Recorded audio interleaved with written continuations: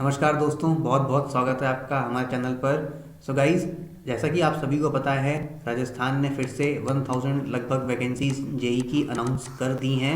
So guys, आज हम जो पेपर करने जा रहे हैं ये राजस्थान RSMSSB जेई का है। और ये जो पेपर है इसमें आपको पता है कि ये दो पार्ट में होता है। एक है डिग्री वाला पेपर और एक है डिप्लोमा का पेपर। सो गाइस, जो आज हमने स्टार्ट किया है, हम डिप्लोमा के पेपर से स्टार्ट करने जा रहे हैं। ये जो पेपर हम सॉल्व करेंगे आज का, ये डिप्लोमा का पेपर है जो लास्ट टाइम 2020 में आया हुआ था। ठीक है। सो गाइस, आइए स्टार्ट करते हैं पेपर। और इससे आपको बहुत सारा अंदाज़ा मिलेगा, एक पैटर्न, पेपर पैटर्न के बारे में पता चल जाएगा। जो लोग नए हैं, जो जो न्यू पेपर एग्ज़ाम देंगे इस बार, उनको पैटर्न नहीं पता होगा, तो आप इस पेपर में पैटर्न देख सकते हैं कि क्या पेपर का एग्जैक्टली पैटर्न रहेगा।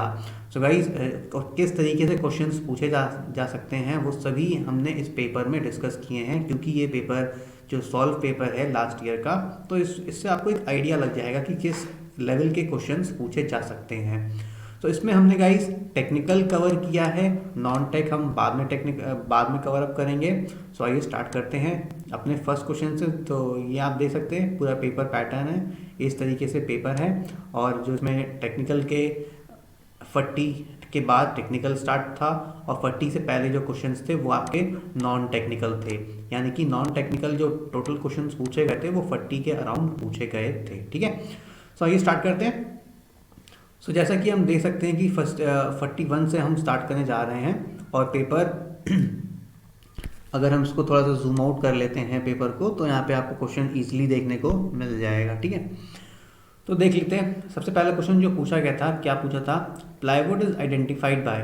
अब हम आपको पता है, जब कभी भी हम मार्केट में प्लाईवुड को खरीदने जाते हैं, ठीक है, तो किस तरीके से ये हमको मिलती है। जैसे कि अगर आपको घर में दरवाज़ा लगाना है या कोई भी फर्नीचर का काम करवाना है, तो उसके लिए प्लाईवुड की आपको ज़रूरत पड़ती है। और जब आप वो मार्केट में ख़रीदने जाते हो तो आपको थिकनेस के अकॉर्डिंग मिलता है। जैसे कि अगर आप मार्केट में जाओगे तो वो आपसे पूछता है शॉप वाला कि आपको कितने mm का प्लाईवुड बोर्ड चाहिए। 16 mm, 14 mm, 20 mm, 19 mm, इस तरीके से प्लाईवुड्स जो है मार्केट्स में अवेलेबल होते हैं। सो हम इसी को देख करके बता सकते हैं, इस क्वेश्चन को हम सॉल्व कर सकते हैं कि जो प्लाईवुड होता है that is identified by the thickness. उसकी थिकनेस कितनी है उससे हम आइडेंटिफाई करते हैं प्लाईवुड को। सेकेंड क्वेश्चन देखते हैं। The moisture content of timber used in the building frame should be. जो टिम्बर हम बिल्डिंग फ्रेम्स में इस्तेमाल करते हैं उसमें जो मॉइस्चर कंटेंट होता है that should be between 13 to 20%। ना ही 13 से कम होना चाहिए एंड ना ही 20 से ज़्यादा एक्सीड करना चाहिए उसका जो मॉइस्चर कंटेंट होता है। ठीक है। तो सेकेंड आंसर 42 का आंसर है सी। नेक्स्ट देखते हैं, हम आते हैं 43rd क्वेश्चन पे। What will be the approximate estimate for a building having a total carpet area of 300 metre square? यानी कि आपको टोटल जो एरिया दे रखा है, टोटल कारपेट एरिया जो आपको दे रखा है, हम यहाँ पे लिखते हैं टोटल कारपेट एरिया जो आपको दे रखा है दैट इज अबाउट 300 स्क्वायर। ठीक है, ये 300 मीटर स्क्वायर मीटर का एरिया दे रखा है। और जो एक्स्ट्रा प्रोविजंस दे रखे हैं वो 10% और area is provided for wall and veranda. यानी कि वॉल एंड वरांडा के लिए आपको 10% एरिया दे रखा है। तो 10% अगर हम निकालेंगे 300 का, इट विल कन्वर्ट अबाउट 30। तो टोटल एरिया 30 मीटर स्क्वायर। तो जो टोटल एरिया कवर्ड अप आपका हो गया that is 300 plus 30, that is 300 plus 30। तो ये आपका अबाउट हो गया 330 कवर अप एरिया हो गया। ठीक है। अब यहाँ पे आप दे रखे हैं, अब यहाँ पे क्या दिया हुआ है, तो प्लिंथ एरिया रेट इज़ 1000 पर स्क्वायर मीटर। जो प्लिंथ एरिया पे रेट आपको दे रखा है दैट इज़ 1000 पर मीटर स्क्वायर। और आपको टोटल एरिया कितना दे रखा है 330 मीटर स्क्वायर। तो जब अगर हम प्लिंथ एरिया को टोटल रेट निकालना है हमको, तो हम टोटल रेट कैसे निकालेंगे? टोटल एरिया 330 एरिया दे रखा है एंड रेट कितना दे रखा है 1000 इंटू 1000। तो जो ये आंसर आएगा that will be your correct answer and that is B will be the right answer for this question. ठीक है। उसके बाद देखते हैं नेक्स्ट क्वेश्चन, देखते हैं हम 44th question. Number of cement bags in 1 metre cube volume 1 metre cube volume है तो उसमें सीमेंट बैग्स कितने नंबर ऑफ हम प्रोवाइड करेंगे, तो that will be 30 bags will be provided in 1 metre cube of volume. इसको आप याद रख लेना, ठीक है। नेक्स्ट क्वेश्चन देखते हैं। अगर हमें if the benchmark is 560.50 metre and height of instrument दे रखा है आपका 561.365 metre, then what will be the back side. तो बैक साइड हमारी क्या होगी, back side will be what, height of instrument minus benchmark, ठीक है।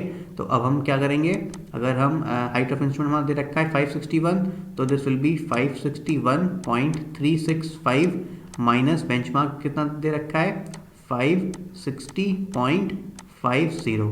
तो जब इसको सब्ट्रैक्ट करेंगे the answer will be what, it will come as 0.865। Hence correct answer will be A will be the right answer for this question. तो guys आप देख सकते हैं कि किस तरीके से क्या लेवल है क्वेश्चंस का, क्वेश्चन पेपर का, और क्या किस लेवल के क्वेश्चंस पूछे जा चुके हैं 2020 में पेपर में, ठीक है। तो अब नेक्स्ट देखते हैं 46 क्वेश्चन देखते हैं। अब एक थोड़ा सा ऊपर चला जाए, हाँ। अब नेक्स्ट देखते हैं, the bearing of a line is south of 25 degree west. जो हमको लाइन की बियरिंग दे रखी है वो साउथ ऑफ 25 डिग्री वेस्ट दे रखी है। जैसे कि अगर हम इसको प्लॉट करें, this is north, this is south, this is east and this is west, east and west, ठीक है। तो अगर हम इस तरीके से प्लॉट करें तो जो आपको दे रखा है क्या दे रखा है, साउथ ऑफ 25 डिग्री वेस्ट दे रखा है, साउथ ऑफ 25 डिग्री वेस्ट, यानी कि ये कुछ लाए करेगा यहाँ पर, दिस विल बी 25 डिग्री, ठीक है। अब पूछा है what will be the whole circle bearing. जैसे कि आपको पता है जो हम होल सर्कल बेयरिंग लेते हैं हमेशा नॉर्थ से मेजर करी जाती है, ठीक है। तो अगर नॉर्थ से ये पूरा एंगल देखेंगे यहाँ तक का, ये तो हमको 25 पता है, this angle is what 25 and this angle will be what 180। तो 180 plus 25 it will give you how much, it will give you 205। Hence B will be the right answer for this question, ठीक है। अगला question देख लेते हैं। Invar tape is made of an alloy of. अब Invar tape जो होता है आप सभी को पता होगा, ये बहुत ही कॉमन रेयर क्वेश्चन है, हर एग्जामिनेशन में पूछा जाता है ऑलमोस्ट। तो जो इसका आंसर होगा दैट विल बी व्हाट, बिना देखे आप लोग बता सकते हो और मेरे बोलने के बिना वीडियो पॉज करके इसका आंसर आप कमेंट बॉक्स में कमेंट करो, ठीक है। नेक्स्ट क्वेश्चन देखते हैं हम, और मैं करेक्ट आंसर बता देता हूँ जो लोग नहीं, जिनको नहीं पता है, that is nickel and steel, ठीक है। अगला क्वेश्चन देखते हैं। The volume of sand required to prepare 100 cubic metre of 1:2:4 concrete. अब भाई आपको वॉल्यूम ऑफ सैंड का पूछा गया है इसमें 100 क्यूबिक मीटर के लिए, और जिसका रेशियो आपको गिवन है 1:2:4। Cement, sand and cement coarse aggregate and fine aggregate का आपको रेशियो इसमें दे रखा है। तो उसमें आपको सैंड पूछा गया है कि कितना आपको सैंड इसमें लगेगी, मतलब वॉल्यूम ऑफ सैंड कितना रिक्वायरमेंट होगा। तो देख लेते हैं, अगर हमारा वॉल्यूम टोटल वॉल्यूम कितना है आपका 100 वॉल्यूम है। तो अब देखो जब मैंने ये इसको पढ़ाया था अपनी क्लास में, तो इसमें हमने देखा था कि जब हम इसको वेट वॉल्यूम को ड्राई वॉल्यूम में कन्वर्ट करने के लिए 1.54 फैक्टर से मल्टीप्लाई करते हैं, ठीक है। तो ये तो हमारा अगर हम ड्राई वॉल्यूम लें, for dry volume it will be what 100 into 1.54, ये आपका रहेगा ड्राई वॉल्यूम में। अगर आपका वॉल्यूम ड्राई है तो उसमें इस केस में हम इसको 1.54 से मल्टीप्लाई कर देंगे, ठीक है। तो अब जो आया it will become as 154 metre cube. अब उसके बाद आपको टोटल कितना दे रखा है, 2 + 4 + 1 how much it will be 7, and sand की क्वांटिटी आपकी दे रखी है 2। तो total amount of sand required will be 2/7 into 154। तो आप जो ये आंसर आएगा that will be 44 metre cube will be the correct answer for this question. So guys आप देख सकते हो कि किस तरीके से हम पेपर को सॉल्व कर रहे हैं, हमने स्टेप बाय स्टेप सॉल्व कर रहे हैं और एक एक क्वेश्चन को हम पर्टिकुलरली वे में इसको सॉल्व करने की कोशिश कर रहे हैं, ठीक है। सो अब देखते हैं आगे बढ़ते हैं, आगे क्वेश्चन सॉल्व करते हैं। What will be the radius of 3 degree curve having 20 metre arc length. अब 3 डिग्री कर्व का रेडियस क्या होगा जिसकी 20 मीटर आर्क लेंथ गिवन है। तो हम देखते हैं कि जो हमारा फॉर्मूला होता है that is what is equal to D is equal to 1146 upon R, ठीक है। तो हमको आर की वैल्यू फाइंड आउट करनी है। बेसिकली। तो हमारा रेडियस 3 डिग्री कर्व दे रखा है हमारा, तो radius will be what 1146 upon 3, हम डिवाइड करेंगे, it will come as about 382। ठीक है, correct answer will be what 382 is the right answer for this question. So guys अगला क्वेश्चन देखते हैं हम 50th क्वेश्चन देखते हैं। नेक्स्ट फॉर्म में हम एक ही पेज में यहाँ पे दिया हुआ है, तो आप देख सकते हैं यहाँ पे 50th क्वेश्चन देखते हैं। The shape of the bending moment diagram of simply supported beam carrying linearly varying load. So guys अब अगर यहाँ पे आप एक चीज़ मैं आपको बता देता हूँ, पहले एक कंसेप्ट मैं आपको समझा देता हूँ कि अगर सिंपली सपोर्टेड बीम है और इसमें सिंपली मान लीजिए अगर ये कोई भी सिंपली सपोर्टेड बीम है और इसमें जो लोड लगा हुआ है दैट इज़, अगर मान लीजिए अगर एक उसका वेरिएशन क्या होगा, शेयर फोर्स का वेरिएशन क्या होगा एंड बेंडिंग मोमेंट का वेरिएशन क्या होगा, ये हम देख लेते हैं। अगर लोड आपका पॉइंट लोड है, हम पॉइंट लोड ही मान के चलते हैं, सबसे पहला लोड हम पॉइंट लोड मान के चलते हैं। पॉइंट लोड है तो shear force will be what, shear force variation of share force will be constant and bending moment will be linear.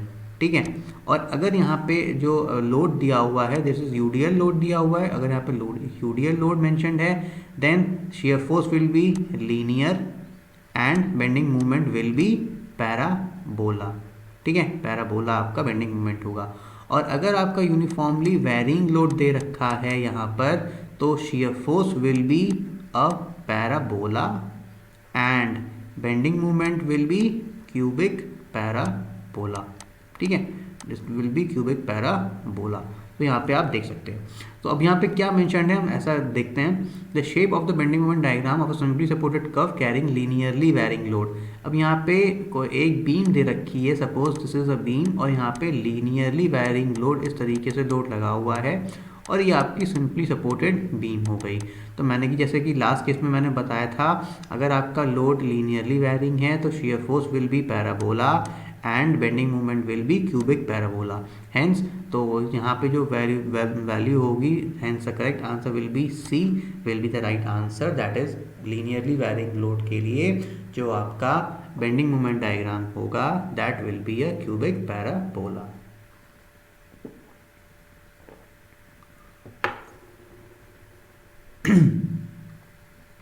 Next question देखते हैं guys 51 question. The standard gauge length over which the extension is to be measured to determine percentage elongation of a specimen with initial cross section AC is what? अगर initial cross section area AC दे रखा है तो standard gauge length over extension is to be measured तो कितना होगा। ठीक है, तो standard gauge length over which the extension is to be measured to determine the percentage elongation of specimen with the initial cross section AC, जिसका initial cross section AC है तो standard gauge length कितनी होगी, that is equal to 5.65 under root of AC will be the correct answer for this question. ठीक है, next आगे बढ़ते हैं। नेक्स्ट क्वेश्चन दे रखा है आपको गाइस कि यहाँ पर एक maximum bending moment cause by 3 equal loads, each load दे रखा है ऑफ W/3 लोडिंग का, जो ईच पर्टिकुलर लोड दे रखा है that is of W/3 on a simply supported placed apart and equal intervals of L/3 on a simply supported beam. That is अगर मैं इसको बनाकर दिखाऊँ आपको इस बीम को, तो हम इसको यहाँ पर सॉल्व करते हैं। जैसे कि आपको अगर यहाँ पे ये बीम दे रखा है, इस तरीके से आपको एक बीम दे रखा है, बीम स्ट्रेट है गाइस ये। ठीक है, तो ये अगर ये आपको इस तरीके से बीम दे रखा है, एक बीम दे रखा है और W/3 जो लोड दे रखा है वो मिड में W/3L का लोड दे रखा है और 3 इक्वल लोड लग रहे हैं L/3 डिस्टेंस पे। तो यहाँ पे इस डिस्टेंस L/3 पे भी और यहाँ से भी L/3 पर, ये L/3 एंड दिस L/3 पर जो लोड लग रहा है that is also equal to W/3।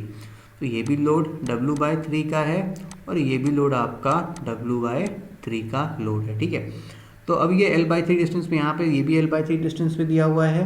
तो अभी जो डिस्टेंस यहाँ से ये डिस्टेंस, अब यहाँ से ये distance this will be what, it will be L/6 and this will be also equal to L/6। तब जैसा कि आप यहाँ पे देख सकते हो सिमेट्रिकल बीम है, या ये आपको जो बीम दिख रही है ये सिमेट्रिकल बीम है। तो सिमेट्रिकल बीम के लिए जो लोड डिस्ट्रीब्यूशन होता है that is equal load distribution होता है। हेंस तो यहाँ पे मान लीजिए ये पॉइंट ए है and this point is B, तो reaction at this point will be RA and reaction at this point will be RB will be the reaction.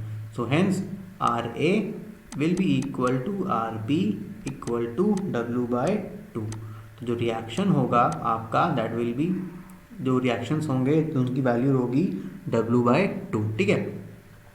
तब उसके बाद हम जब लोड सॉल्व करते हैं, अब नेक्स्ट इसको हम इधर सॉल्व करते हैं, देखते हैं। तो अब यहाँ मैक्सिमम बेंडिंग मोमेंट जो अकर होगा वो कहीं मिड पॉइंट पर अकर करेगा, मैक्सिमम बेंडिंग मोमेंट। ठीक है। तो हम एक इक्वेशन लिखते हैं maximum bending moment about at, मान लो इस पॉइंट को मान लेते हैं C पॉइंट। तब C पॉइंट इसको हमने मान लिया, तो मैक्सिमम बेंडिंग मोमेंट यहाँ पे हम लिखते हैं maximum bending moment will be at C। तो it will be how much, सबसे पहले मोमेंट एट C देखते हैं कितना होगा। इट विल बी, सबसे हम इस ए पॉइंट से अगर कंसिडर करें तो RA into this distance L/6 plus L/3, तो RA तो ये this will be equal to L/2, तो RA into L/2 will be the upper distance. अब क्योंकि ये इसको क्लॉकवाइज, ये एंटी क्लॉकवाइज सॉरी, तो ये RA जो है C पर this will rotate about this, this will be what, this will be a clockwise direction. तो हेंस हम ये we have taken as a positive. Now the second load कौन सा है, W/3, इसका डिस्टेंस कितना है, this is distance is L/3, ये L/3 and this distance is L/3। तो अब जो ये लोड होगा this will take the beam as about this, यानी कि anti clockwise direction about C point के अबाउट ये जो लोड होगा this will create an moment about this direction. ठीक है। तो it will be what, it will be anti clockwise, hence minus W/3 into L/3। तो आप जो अब now you can solve this equation to get the correct answer. So correct answer will be what, जब आप इसको इस पूरी equation को सॉल्व कर लोगे तो ये जो करेक्ट आंसर आपका आएगा that will be about 5WL/36 will be the right answer. इसमें आप RA की वैल्यू पुट कर दोगे, how much, RA will be W/2, तो W/2 into L/2 minus W/3 into L/3। जब आप इसको सॉल्व कर लोगे तो जो करेक्ट आंसर मिलेगा that will B 5WL/36 will be the right answer. ठीक है। तो गाइस एक दो क्वेश्चन जो ऐसे आते हैं जिसमें आपको थोड़ा सा ट्रिकी होते हैं, थोड़ा सा दिमाग लगाना होता है, थोड़ा सा सॉल्व करना होता है, बाकी आप इजी क्वेश्चंस इसमें आपको काफ़ी मिलेंगे। ठीक है। तो आइए देखते हैं अपना नेक्स्ट क्वेश्चन की ओर बढ़ते हैं। नेक्स्ट क्वेश्चन जो हम पूछा गया है that is shear force and bending moment are related as. अब shear force and bending moment कैसे रिलेटेड होते हैं आपको पता है, जो differentiation of dm/dx is equal to what, this is equal to shear, this is equal to shear force V, hence correct answer for this will be dm/dx will be is equal to V। And अगर मैं इसके बारे में एक चीज़ और बता देता हूँ, इफ़ dv/dx आपसे पूछा जाए this will be equal to load, that is equal to W, this is equal to what, this is load. ठीक है। और ये आपका क्या है, दिस इज shear फोर्स। ठीक है। तो यहाँ पे shear फोर्स पूछा गया है तो आप V is equal to dm/dx put कर दोगे, और अगर आपसे लोड पूछा जाता तो आप dv/dx कर देते। ठीक है। सो correct answer will B C will be the right answer for this question. आगे बढ़ते हैं, आगे की ओर देखते हैं। अगला क्वेश्चन हमारा, a column is a structural member design primarily to take which of the following type of load. अब भाई सभी को पता होगा जो कॉलम होता है, जिसने अच्छे से पढ़ा है और जिसने ध्यान से पढ़ा है तो उन सभी बता पाएंगे कि जो कॉलम होता है that is a compressive member और इसमें कंप्रेसिव लोड ये कैरी करता है, hence C will be the right answer for this question.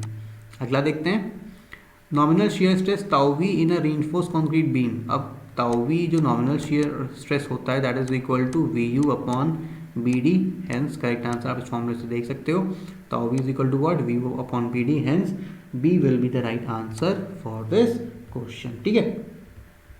अब आगे बढ़ते हैं नेक्स्ट क्वेश्चन की ओर, अपना ध्यान आकृतिक करते हैं। तो गाइज इस तरीके से आप देख सकते हैं कि थोड़े बहुत इजी क्वेश्चंस भी आपको मिल जाएंगे जो एकदम ही आपके एकदम ही तुरंत ही आपको सॉल्व हो जाएंगे। जैसे कि आप देखते ही इसका आंसर लगा पाओगे। वो बहुत ही कॉमन क्वेश्चंस होते हैं, ऑलमोस्ट हर एग्जामिनेशन में पूछे जाते हैं इस तरीके के क्वेश्चन। तो ऐसे क्वेश्चंस अगर आपको आ जाएं तो इनमें ज़्यादा टाइम वेस्ट नहीं करना है, इनको झट से सॉल्व करके इनको आगे बढ़ जाना है, ठीक है। तो अब देखते हैं अपना अगला क्वेश्चन, 56 क्वेश्चन देखते हैं। एक वेल कंडीशन ट्राइंगल दिया हुआ है। वेल कंडीशन ट्राइंगल में कोई no angle should be less than 30 degree. इसको आप याद रख लेना, किसी भी वेल कंडीशन ट्राइंगल में कोई भी एंगल 30 डिग्री से कम नहीं होना चाहिए। नेक्स्ट देखते हैं, in an elastic material the stress strain relation is always. अब अगर elastic stress strain elastic material दे रखा है तो जो स्ट्रेस स्ट्रेन वेरिएशन होगा इसमें, ये आपका लीनियर भी हो सकता है एंड नॉन लीनियर भी हो सकता है। जैसे कि आपको पता है 2 पॉइंट्स होते हैं जब हम स्ट्रेस स्ट्रेन डायग्राम बनाते हैं, कुछ में कुछ इस तरीके से कुछ बनता है ये स्ट्रेस स्ट्रेन डायग्राम, ठीक है। यहाँ पे 2 पॉइंट्स होते हैं, एक पॉइंट ए होता है, एक पॉइंट बी होता है। तो एक लिमिट ऑफ प्रोपोर्शनैलिटी इंडिकेट करता है और एक आपका होता है जहाँ तक आपका एक लिमिट ऑफ प्रोपोर्शनैलिटी इंडिकेट करता है, और एक आपका पॉइंट होता है जहाँ तक stress is directly proportional to strain, यहाँ तक लिमिट ऑफ प्रोपोर्शनैलिटी तक stress is directly proportional to strain होती है। और एक पॉइंट तक जहाँ पर ये कांस्टेंट रहता है, ठीक है, यहाँ पे हल्का सा डिविएट करता है। तो यहाँ पे जो इलास्टिक मटेरियल होगा उस ये आपका फॉर दिस कर्व होती है, this is for mild steel curve होती है। तो बट इलास्टिक मटेरियल अगर आपको दे रखा है तो उस केस में जो स्ट्रेस स्ट्रेन रिलेशन होगा that will be linear as well और नॉन लीनियर, दोनों ही वेरिएशन इसमें पॉसिबल हो सकते हैं, ठीक है। तो आइए आगे देखते हैं, नेक्स्ट क्वेश्चन देखते हैं। Deflection of a center of a simply supported beam of span L subjected to concentrated load W at mid span। अगर simply supported beam दे रखा है L span का, उसमें concentrated load W का लग रहा है, तो उसमें आपको डायरेक्टली ये फॉर्मूले पे बेस्ड है, उसमें आपको ज़्यादा ध्यान लगाने की जरूरत नहीं है। सो गाइस जो करेक्ट आंसर होगा that will be what, WL3/48 EI will be the right answer for this question. अगला देखते हैं next question. Power transmitted by a shaft is given by the expression in watts. तो जो power होती है इस shaft में, this is given by what, this is equal to 2π/NT/60 will be the right answer. जैसे कि आप सभी फॉर्मूलेज में देख सकते हैं कि जो इसका आंसर होता है दैट इज जो पावर ट्रांसमिट करी जाती है that is equal to 2π/NT/60 is the correct answer for this question. ये भी बहुत कॉमन ही सारी क्वेश्चन है जो ऑलमोस्ट हर एग्जामिनेशन में पूछा जा चुका है, ठीक है। अगर आपने गुप्ता एंड गुप्ता पढ़ी होगी that is considered as a Bible for civil engineering, और आपने अगर खुरमी पर पढ़ी होगी एंड अलग अलग और नेक्स्ट क्वेश्चंस भी सॉल्व किए होंगे, तो उसमें आप देख सकते हो जो correct answer will be what, वो 2π/NT/60 ही होगा। नेक्स्ट क्वेश्चन देखते हैं। In a simply supported beam जिसमें कैरी यूडीएल जिसमें दे रखा है W and full span length L पे आपका यूडीएल दे रखा है, and the maximum bending moment at the centre would be.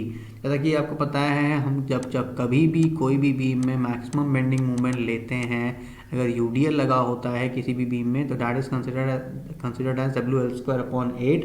Hence तो जो मैक्सिमम बेंडिंग मोमेंट अगर हम डायग्राम बनाएंगे तो this will B value will B WL²/8 is the right answer for this question. Hence B will be the correct answer, ठीक है। हम कोई भी क्वेश्चन सॉल्व करते हैं या कोई भी लोड कैलकुलेट करते हैं किसी भी बिल्डिंग पे, किसी भी बीम पे, तो जो हम लोड कैलकुलेट करते हैं उस लोड कैलकुलेशन में हमारा जो हम मैक्सिमम बेंडिंग मोमेंट अडॉप्ट करते हैं किसी भी बीम के लिए that is considered as WL²/8। Hence B will be the correct answer for this question. हम आगे बढ़ते हैं। सिंपली सपोर्टेड बीम दे रखा है, this carrying a triangular load दे रखा है, ये varying gradually from 0 at both ends to W at the centre. यानी कि अगर सिंपली सपोर्टेड बीम है तो वो अगर इस तरीके से कोई बीम आपको दे रखी है and this carries a triangular load varying gradually varying 0 at to both end 0 at both end, यानी कि दोनों एंड्स पे 0 है, कुछ इस तरीके से लोड आपका कैरी है, और W maximum eight the centre पर आपको मैक्सिमम लोड दे रखा है, ठीक है। तो यहाँ पर जो वैल्यू इसका जो वैल्यू आनी चाहिए that should come as about W/4, but this question आप इस पे आप इस क्वेश्चन को थोड़ा सा वैसे कर सकते हो कि इसका जो करेक्ट आंसर होना चाहिए that is v W/4, but इसको सॉल्व करोगे तो W/4 आना नहीं आएगा। तो आप इस क्वेश्चन को एक्चुअली में चैलेंज कर सकते हो आप एग्जामिनेशन में, ठीक है। तो अगर आप इस तरह का क्वेश्चन आएगा तो आप इसको चैलेंज कर सकते हो, उसका या तो वो क्वेश्चन रिमूव करेगा या तो वो सबको इक्वल मार्क्स दे देगा, ठीक है। तो नेक्स्ट सॉल्व करते हैं। Relationship between the radius of curvature r and bending moment m, flexibility ei is given by, we know that m upon I is equal to e upon r, जो कि एक equation होती है। तो इस equation के according b will be the right answer for this question, ठीक है। अब आते हैं नेक्स्ट क्वेश्चन की ओर, अगला देखते हैं यहाँ पे इवेंट इज एक इवेंट जो होता है, इवेंट क्या होता है, that is basically the start और फिनिश ऑफ एन एक्टिविटी और द ग्रुप ऑफ एक्टिविटीज, ठीक है। जो स्टार्ट और फिनिशिंग ऑफ एक्टिविटी होती है और एक group of activities that indicates an event, hence C is the right answer for this question. अगला देखते हैं, distemper is a type of what, distemper क्या होता है, distemper is a type of water paint, oil paint भी नहीं है, enamel paint भी नहीं है, वार्निश भी नहीं है, this is equal to water paint, ठीक है। अब देखते हैं सीपीएम क्या होता है। सीपीएम का फुल फॉर्म देख लेते हैं। CPM is critical path method, और इसमें जो सीपीएम होता है दैट इज एक्चुअली आपका activity oriented, CPM is activity oriented. और दो मेथड होते हैं, एक हमारा होता है सीपीएम, एक होता है आपका पर्ट। जो आपका पर्ट होता है दैट इज इवेंट ओरिएंटेड, ठीक है। अगर आपको प्रॉब्लम आती है इसको आइडेंटिफाई करने में, तो मैं एक तरीका बता देता हूँ। जैसे देखिए, आप पर्ट में ई आ रहा है, ठीक है। अब पर्ट में जब ई आ रहा है तो E is related what as event. तो आप पर्ट इसमें कंफ्यूज होने की जरूरत नहीं है कि आपका सीपीएम है तो सीपीएम में एक्टिविटी ओरिएंटेड है या पर्ट आपका एक्टिविटी ओरिएंटेड है। यहाँ पे सिंपल सा दे रखा है, जो आपका पर्ट है दैट इज आपका event oriented and CPM is what activity oriented, hence A is the right answer for this question. अगला देखते हैं, the soundness of Portland cement can be tested by, जो हमें पता है साउंडनेस होता है पोर्टलैंड सीमेंट का, this can be tested by Le Chatelier's principle, Le Chatelier's apparatus, that is A is the right answer for this question, ठीक है। अगला देखते हैं,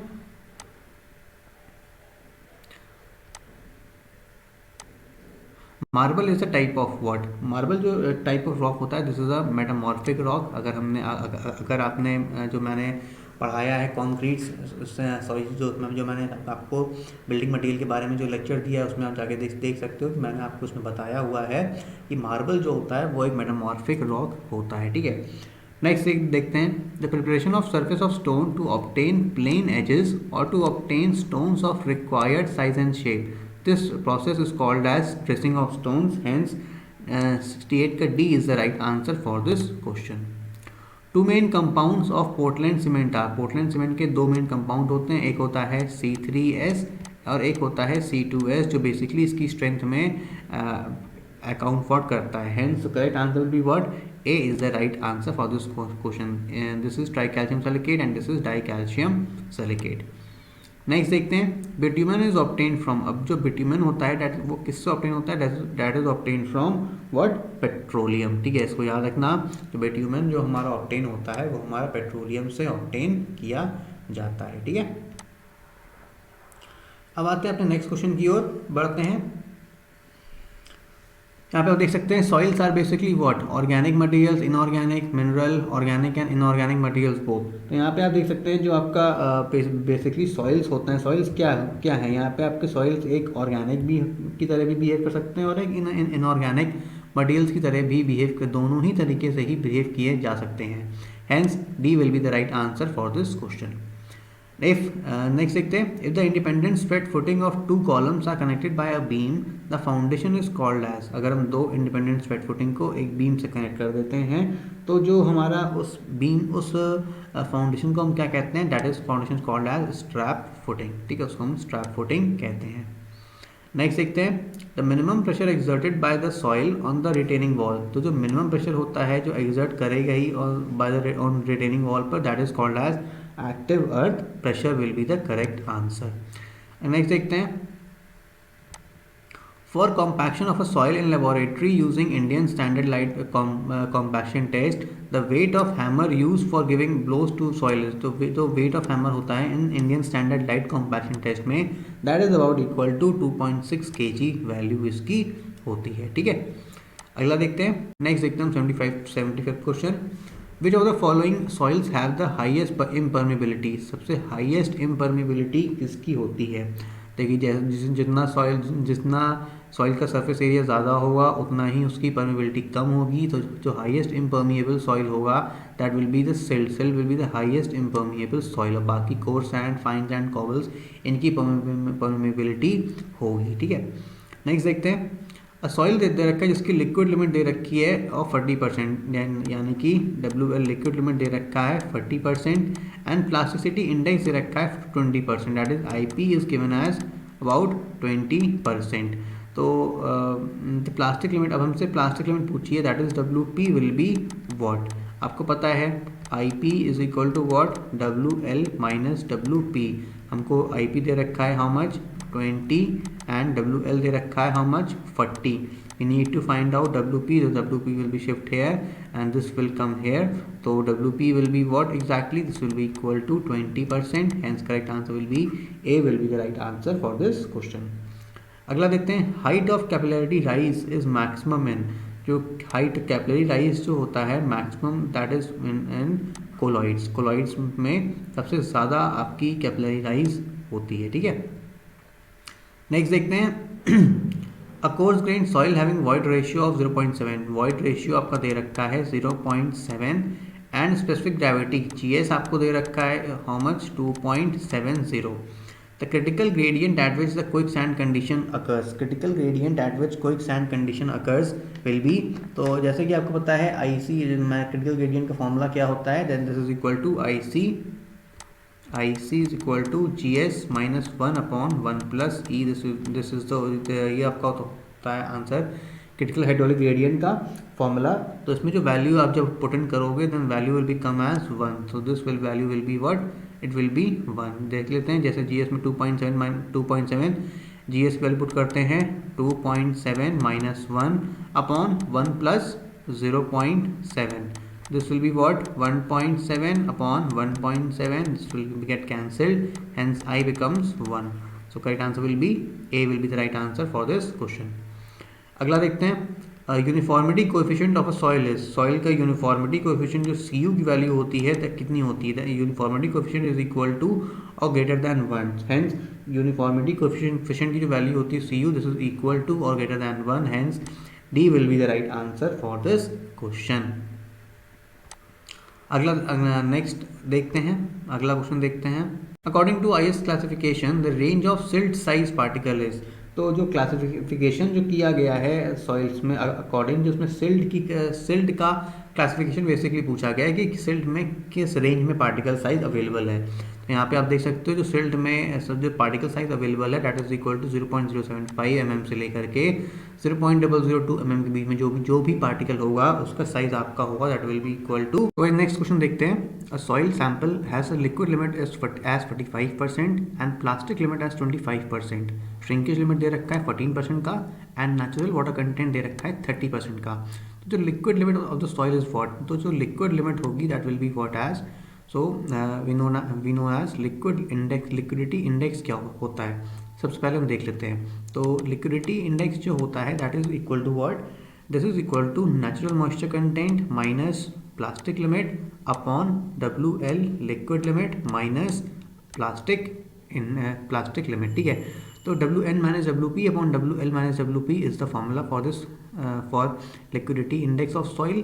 और इसमें ना अगर हम वैल्यूज रिप्लेस कर देते हैं तो जो नेचुरल मॉइस्चर कंटेंट दे रखा है that is equal to 30%, hence it will be what as 30 minus जो प्लास्टिक लिमिट दे रखा है that this is equal to 25, तो 30 माइनस 25 अपॉन जो नाउ अब WL कितना दे रखा है, लिक्विड लिमिट दे रखी है 45% एंड प्लास्टिक लिमिट दे रखी है आपकी 25%। सो भाई इसको जब आप सॉल्व करोगे तो value will be come as 25%। ठीक है, तो it will be what as C will be the right answer for this question. Next देखते हैं, A soil has a bulk density of 22 kilonewton per meter cube and water content has 10%. तो dry density कितना होगा पूछा गया है।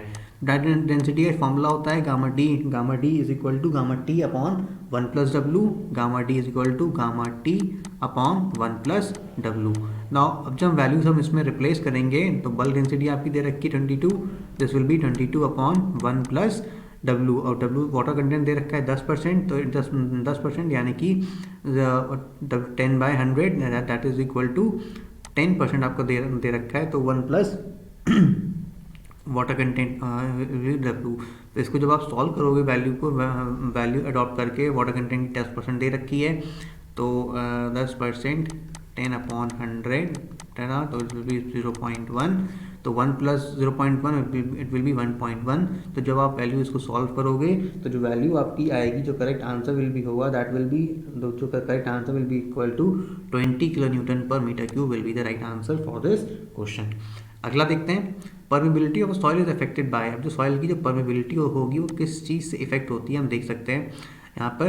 Grain size and property of the pore fluid, colour of the container, material of the container, sample size.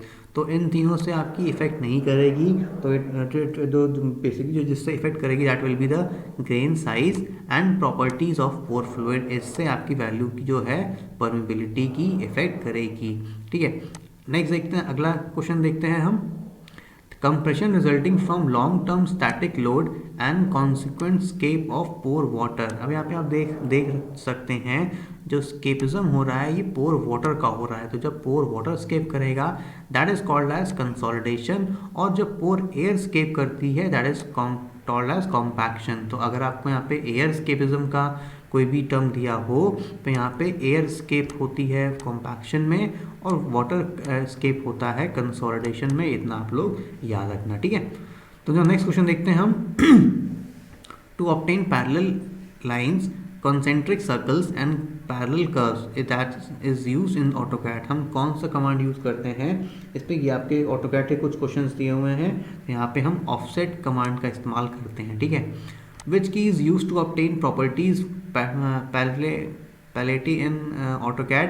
तो ये जो इसका करेक्ट आंसर होगा that will be equal to Ctrl+1 will be the right answer.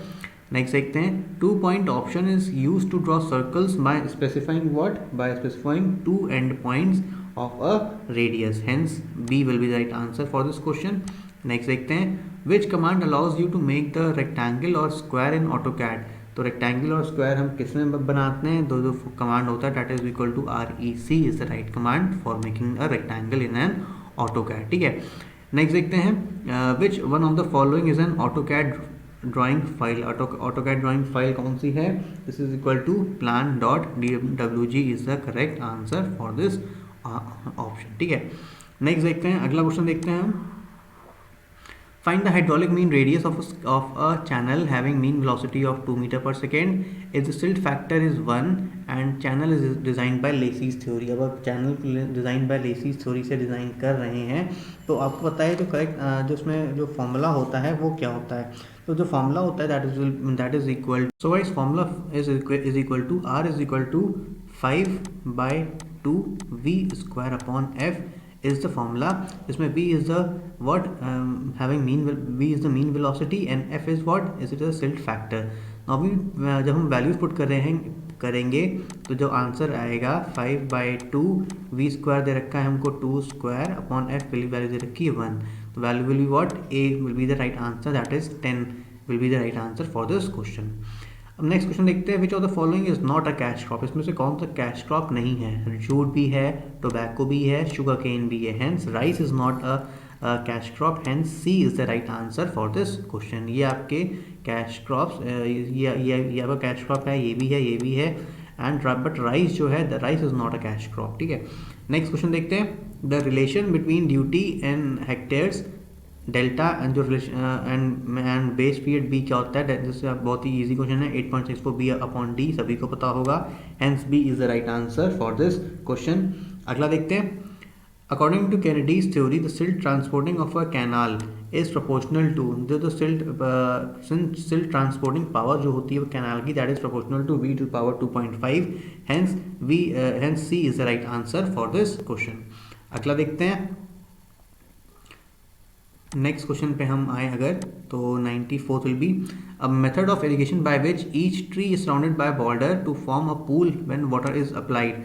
जैसे कि आप लोग देख सकते हैं कि आप लोग को पता होगा, जब कभी आपके गार्डन में अगर आम का पेड़ होगा या कोई बड़ा पेड़ होगा, तब उसके चारों तरफ एक बेसिन टाइप का बना देते हैं। तो एक वो भी तरीका होता है इरिगेशन, मेथड ऑफ इरिगेशन। तो ये जो उसका करेक्ट आंसर होगा that will be called as that is called as basin irrigation. ठीक है, नेक्स्ट देखते हैं वाटर लॉगिंग में रिजल्ट फ्रॉम। अब वाटर लॉगिंग भाई किससे किससे किससे पॉसिबल हो सकती है? लेस रेनफॉल से तो होगी नहीं, इवेपोरेशन से भी नहीं होगी, एडिक्वेट ड्रेनेज से भी नहीं होगा। हेंस अगर हम ओवर इरिगेशन कर देंगे तो उससे हमारा वाटर लॉगिंग पॉसिबल होगा। ठीक है, the term true regime and final regime are used in which of the following theories. तो ट्रू रेजाइम और फाइनल रेजाइम जो हमने यूज़ करी थी वो हमने लेसीज थ्योरी ने इस्तेमाल करा था true regime and final regime channels के बारे में। अगला देखते हैं कोएक्सैंड कंडीशन। कोएक्सैंड इज व्हाट? कोएक्सैंड जैसा कि हम बता चुके हैं, कोएक्सैंड एक कंडीशन होती है, कोई भी टाइप की सॉइल नहीं होती है, एक कंडीशन होती है इन कोहेजनलेस सॉइल। ठीक है, तो हेंस 97 का D will be the right answer for this condition. For this answer, quicksand is a flow condition occurring in a cohesionless soil. ठीक है, नेक्स्ट देखते हैं, अगला क्वेश्चन देखते हैं।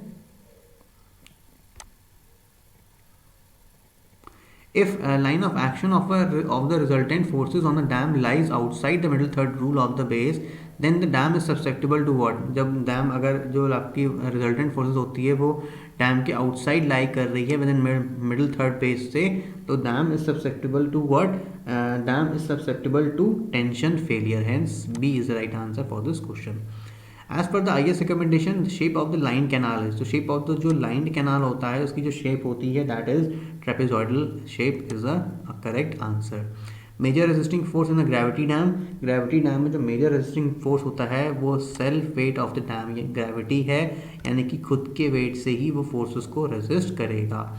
अगला देखते हैं which of the following is not the mode of failure of gravity dam. यानी यहाँ पे सभी मोड ऑफ फेलियर हैं ग्रेविटी डैम के, बट यहाँ पे आप देख सकते हैं जो करेक्ट आंसर ऑलमोस्ट मैं पिक करूँगा that will be the seepage failure will be the correct answer. ये ग्रेविटी डैम का मोड ऑफ फेलियर नहीं है, क्योंकि अगर हम इस तरीके से मान लीजिए अगर ये ग्रेविटी डैम है, इस तरीके से एक स्ट्रक्चर बना देते हैं ग्रेविटी डैम के अंदर, तो यहाँ पे हम सीपेज को रिड्यूस कर सकते हैं। ठीक है, तो जिस वजह से यहाँ पे सीपेज फेलियर नहीं होगा ग्रेविटी डैम में। ठीक है, तो है इसका करेक्ट आंसर डी हम मान सकते हैं इसका correct answer, but this question is also objectionable. अगर आप ऑब्जेक्ट करना चाहते हो तो आप इसको आयोग में ऑब्जेक्ट कर सकते हो। ठीक है, अगला देखते हैं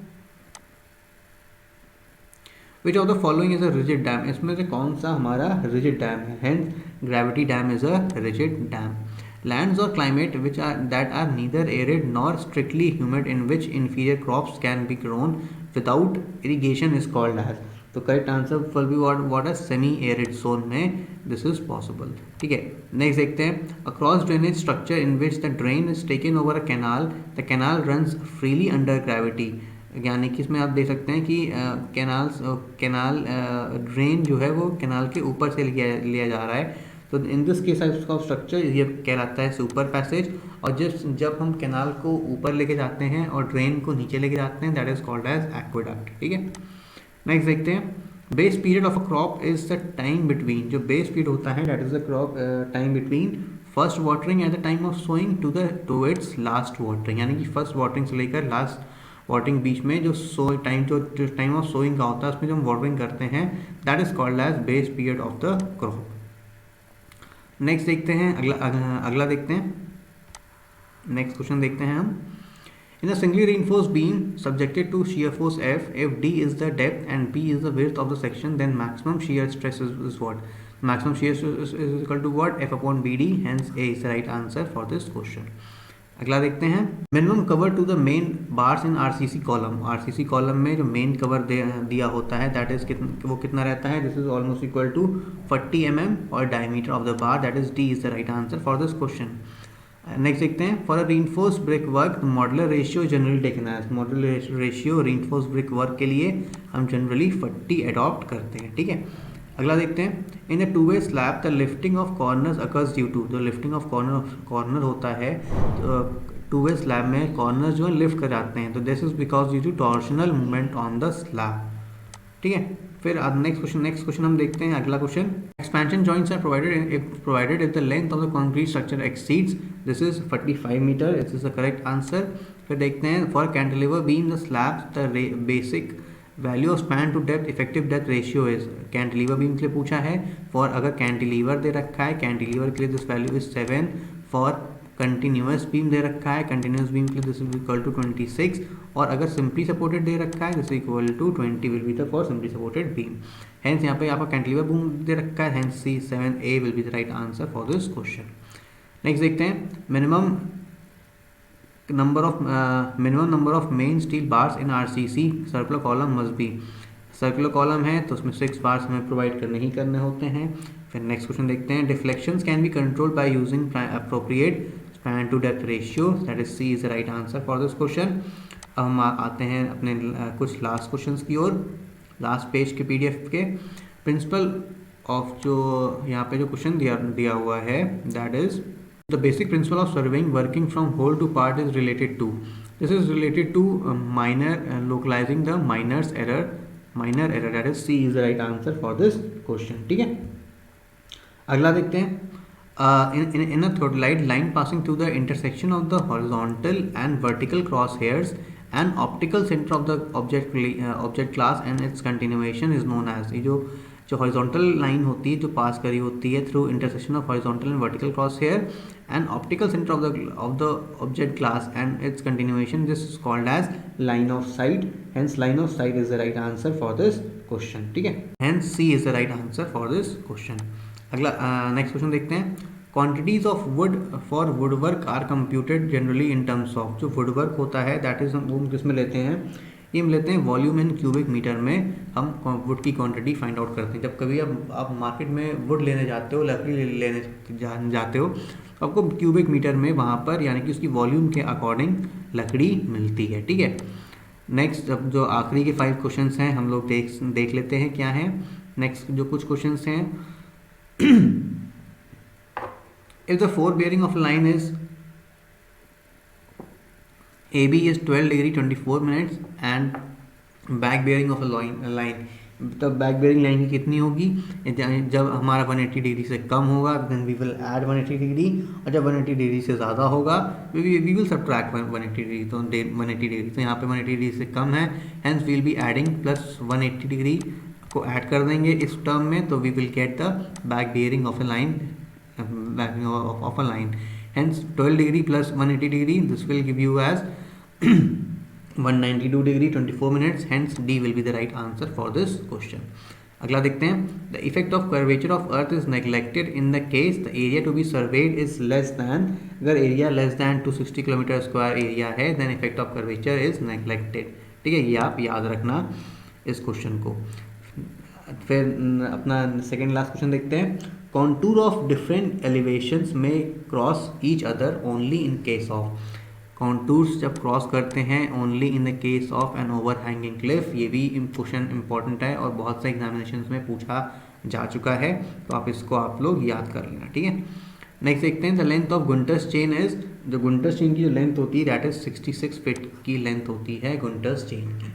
सो गाइस, यहाँ हम अपने जो ऑब्जेक्टिव क्वेश्चन हम लोग सॉल्व कर रहे थे पेपर 2020 का, वो हमने ख़त्म कर लिया है।